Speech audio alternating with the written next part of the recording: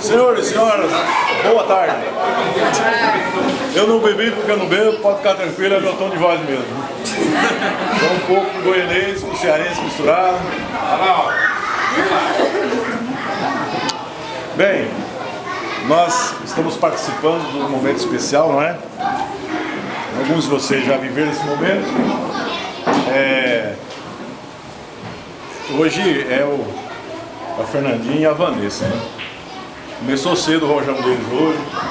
A gente estava junto lá e a gente tem visto assim o que eles têm feito, as proezas que eles têm feito, porque nós temos visto que Deus está com eles para fazer o que eles estão fazendo, viver do jeito que eles estão vivendo. Só pode ser a presença de Deus, porque mesmo de longe, lá de Goiás, a gente fica sabendo de algumas coisas, né? Nós conhecemos a vida deles, mas principalmente do meu irmão, né? Porque a gente sabe o tipo de vida que eles levam, né? De temor a Deus. Tem os momentos de brincadeira e tudo, mas tem um tremendo respeito a Deus e a família. Então, Deus está dando para o Fernandinho e para a Vanessa a oportunidade de constituir uma família. A família é o alicerce da sociedade. Se alguém resolver mexer na família, mudar a estrutura dela, inverter algum dos papéis da família, a sociedade vai mudar também. E geralmente para pior. Então, o que Deus fez em termos de organização social começa com a família, com o marido, com a mulher e com seus filhos. Todas as vezes que há uma intromissão, há uma desordem nessa composição familiar, geralmente quem paga é a sociedade em volta, né? Nós não precisamos citar muitos exemplos, nós somos inteligentes para saber. Se um pai não está presente na criação dos filhos, fica difícil para a mãe controlar. E esses filhos vão provavelmente se perder, talvez. Vão virar marginais, vão dar trabalho para os vizinhos, vai terminar os seus dias talvez no cemitério ou numa cadeia. Se faltar a mãe, como é que vai ter o amor, como é que vai ter o respeito, o carinho? Porque a mãe é a parte afável, amável, né, carinhosa. O marido não é assim, não que ele não pode ser, mas geralmente o marido é mais proposital, é mais rústico, sistemático, mais organizado, assim. A mãe presta atenção nos detalhes. Então Deus fez tudo certinho. São duas pessoas diferentes, imperfeitas. Deus não chamou ninguém para um casamento perfeito, mas Deus chamou para um casamento segundo a vontade dele. Eu vou ler aqui uma passagem. O zóio já não dá mais, os óculos ficou lá no carro, mas é uma passagem. Você desculpa ficar de costas aqui, viu? Se eu ficar rodando aqui, eu caio. Efésios capítulo 5. Efésios capítulo 5, versículo 25 ao 30. A linguagem é um pouco, talvez, não é muito da nossa comunicação comum, né? É mais sofisticado um pouco, mas eu creio que vai dar para entender. O apóstolo Paulo, ele estava ensinando a igreja da cidade de Éfeso, lá na Ásia Menor, há muitos anos atrás, há cerca de 2000 anos atrás. Ele dizia assim para a igreja, para os líderes daquela igreja e para as famílias daquela igreja. Ele dirigiu uma palavra específica aos maridos.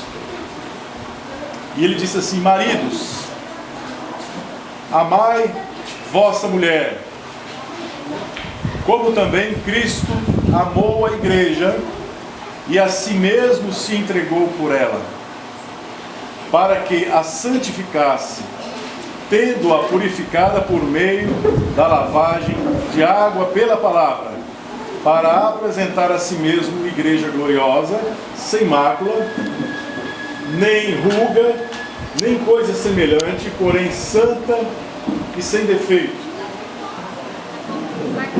Para aqui, ele fala mais. Veja só quantas palavras difíceis aí, né? Mácula é mancha, né? Vergonha. Você tem uma roupa branca e está suja ali, você cobre e tal. O marido tem a função aqui também de zelar da esposa. nós não somos perfeitos. Eu não posso falar nada, minha mulher está bem ali, ó. Se eu falar qualquer coisa, a Maia vai, as filhas ali para juntar também as duas. Aí então, quer dizer, eu vou só pelas beiradinhas, mas essa é a função do esposo, do marido. Primeiro, ele precisa amar.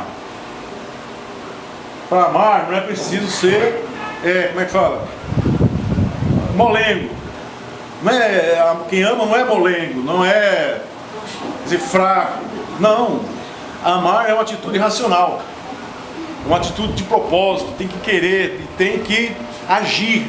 Amor, em algumas traduções bíblicas, é caridade. Caridade é aquilo que você se doa. É isso, amar é doação. Então, se eu penso primeiro em mim, sempre, tem alguma coisa errada, se eu estou no relacionamento com minha esposa. Então, eu tenho que pensar primeiro nela. Às vezes eu chego lá em casa com alguns projetos e vou contar para ela, nem tem um que ela aprova. Nenhum ela aprova. Eu vou fazer o quê? Não dá para fazer nada. É difícil. Aí eu tenho que chegar com o negócio pronto já. E agora assim quem manda sou eu. Mas o que acontece? O homem precisa ser o protetor da mulher. Precisa ter o plano, precisa ter o projeto. Ela vai olhar para ele e dizer o que nós vamos fazer. E ele precisa saber o que fazer. O homem que fica em casa dormindo até tarde, não trabalhou de noite, não quer trabalhar, é beberrão, é preguiçoso, é folgado, fica difícil. Então o homem precisa ser um exemplo, precisa amar, e amar é caridade, é exemplo, e é agir nesse sentido, no cuidado. Então, precisa pensar na mulher também. E quando chegam os filhos, na mulher e nos filhos. Então, geralmente os homens é que fica aleijado primeiro, vai por nessas fica puxando a perna. Eu mesmo só vou contar os defeitos que eu tenho aqui. Só tenho um pulmão, esse ouvido é surdo. Todos que eu consegui por esses dias agora que eu posso contar aqui. Então eu não quero desanimar ninguém. Pode continuar firme. Força, Fernando. Não querendo desanimar ninguém. Mas... Tá assustando o Fernandinho. Já tô ficando com a pressão baixa já. Bem-vindo à família. Bem-vindo à realidade do mundo. Gente, é brincadeira, mas somos nós que temos que defender a casa. Se chega o ladrão para roubar a tua casa, você vai, tudo bem, vai entrando, tá aqui minha mulher, minhas filhas, fica à vontade. Não faz isso, né? O camarada tem que ser muito fraco mesmo. Então ele não é uma demonstração de amor. Ele vai pôr a sua vida em risco para defender a sua família. Ou então vai contratar um baita de um fila, ou um Rottweiler para pôr no quintal. Porque eu mesmo tenho 2 cachorrão lá. Se eu falhar, eles estão lá. Eu solto os cachorros em cima primeiro.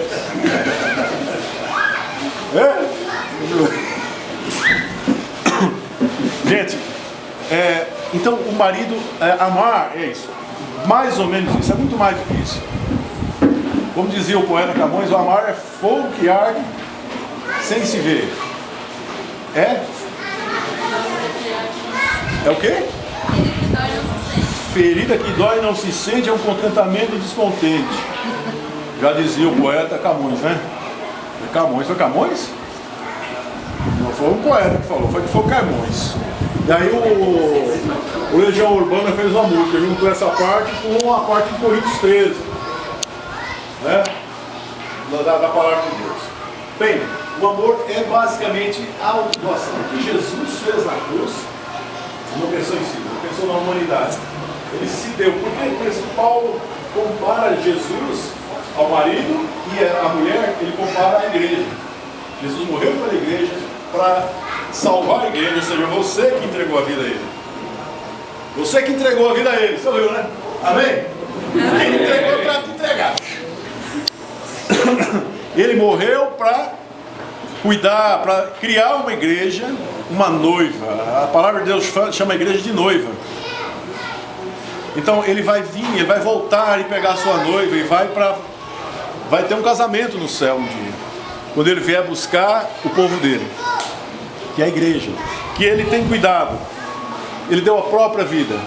Ele diz que ele santificou a igreja.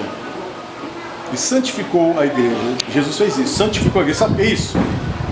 Talvez você não saiba, mas ele santificar algo é consagrar.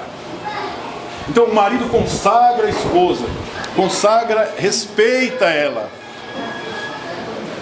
não fere ela, não abusa dela, não a expõe. Ele a santifica, ele tem como algo santo, como algo maravilhoso. Depois você cobra isso aí, viu? Eu estou devendo essa daí. Fala logo. Eu não estou devendo nada para a igreja. Santifica. O Fernandinho respeita ela. Tem ela como algo precioso, algo santo. Ele não vai violá-la. Precisamos tomar cuidado. O jeito que as pessoas que não é igreja, que não é a noiva de Cristo, eu disse o quê? Que a igreja representa a noiva de Cristo. E que a esposa é uma figura, é um tipo de noiva de Cristo. Então, as pessoas do mundo não têm respeito. Não têm respeito, eles fazem de tudo. Mas as pessoas do Senhor, os homens de Deus, têm respeito pela sua esposa. Ele não santificar e ao contrário de santificar é injuriar, é sujar, envergonhar, profanar. A palavra todos estão profanando suas esposas, entregando ela a outros homens, como os tipos que nós estamos vendo hoje em dia. Eu vou falar aqui, isso eu não reparo não. Falando bobagens, palavrões, filmes obscenos, levando a mulher em lugares que não pode fazer essas coisas. Não é o correto. Não santifica a esposa. Ela tem que ser santificada pela sua vida. Mas isso é para quem quer viver conforme a vontade de Cristo. Porque você vai ter o respeito da sua esposa. Eu vou pular um pouquinho aqui. Santificar-se, tendo-a purificado por meio da lavagem de água pela palavra, para apresentar a si mesmo igreja gloriosa, sem mácula nem ruga. Mácula, já falamos, é mancha. Rúcula é salada. Adoro. Rúcula, ruga.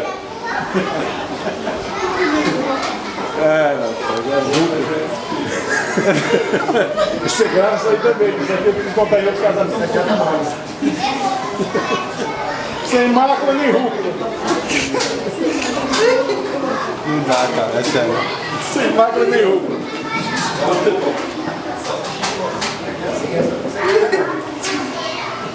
Olha, essa parte as mulheres vão gostar. Porque aqui. Não, elas vão gostar, eu vou fazer o moral aqui. Essa é capaz, não vou perder de jeito nenhum, que aqui eu vou sair com um nomezinho melhor. Agora eu vou sair com um nomezinho melhor daqui. Eu der conta de enxergar. Ó, o Senhor Jesus fez o que com a igreja? E o marido tem que fazer com a esposa.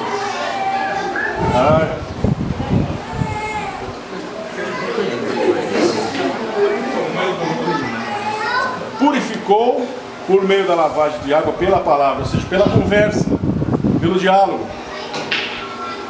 pela palavra reta, racional, de aconselhamento. É conversa séria, mas para apresentar a si mesmo igreja gloriosa, sem mácula, nem rúcula, né? Nem ruga. Aí o marido tem que apresentar uma mulher sem mácula nem ruga. Ruga aí tem que mandar para onde? Se tiver ruga. Tem que mandar para o esteticista. Já vai mexer no bolso. Já vai mexer no bolso. Não pode apresentar a mulher, tem que cuidar dela. Levar Os esteticistas. Essa parte assim, cuidar dela para ficar sempre novinha. Sempre zerada, sempre novinha. Limpa, cuidada e novinha. Não pode maltratar e deixar ela cheia de ruga de dar trabalho para ela. Você está gravando isso aqui não? Está filmando também? Só pode apagar depois. Você queimou sem querer. Então você cuida. Eu acabei de casar, tio. Ajuda. Nós estamos dando uma força para você aqui, tá? Já era, né? Bom, resumindo, o apóstolo Paulo fala assim também: os maridos devem amar a sua mulher como ao próprio corpo. Quem ama a esposa, a si mesmo se ama.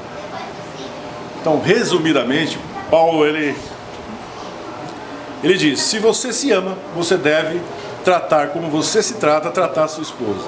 Se você enche a cara e sai largando a cara em tudo quanto é meio fio, batendo em árvore, brigando na rua, sua esposa pode correr de você, que ela está se tratando, vai tratar ela como você trata você.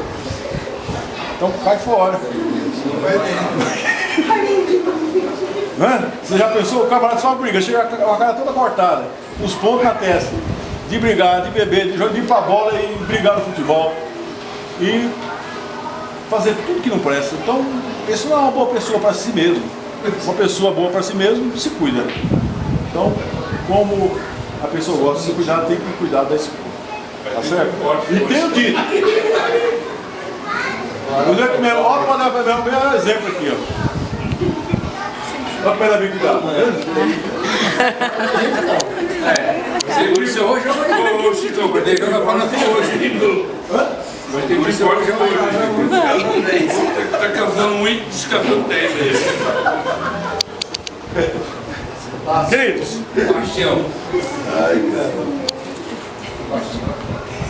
eis porque deixará o homem a seu pai e a sua mãe, e se unirá à sua mulher, e se tornarão os dois uma só carne. Bom, a palavra de Deus diz claramente que o casamento é a união de dois corpos que se tornam um.